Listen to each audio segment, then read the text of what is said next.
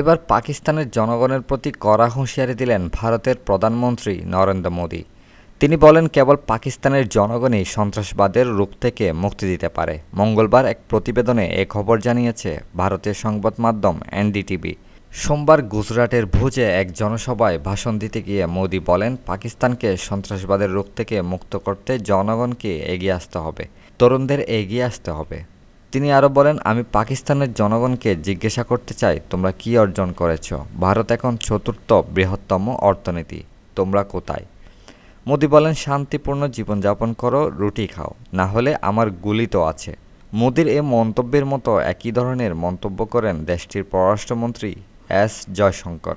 তিনি বলেছিলেন, সন্ত্রাসবাদ পাকিস্তান একটি উন্মুক্ত বিষয়, যা রাষ্ট্র ও তার সেনাবাহিনী দ্বারা অর্থায়ন, সংগঠিত এবং ব্যবহৃত হয়। মোদি বলেন, অপারেশন সিন্দুর কেবল একটি সামরিক অভিযান নয়, এটি আমাদের ভারতীয় মূল্যবোধ এবং আমাদের হৃদয়ে ধারণ করা গভীর আবেগের প্রতিফলন।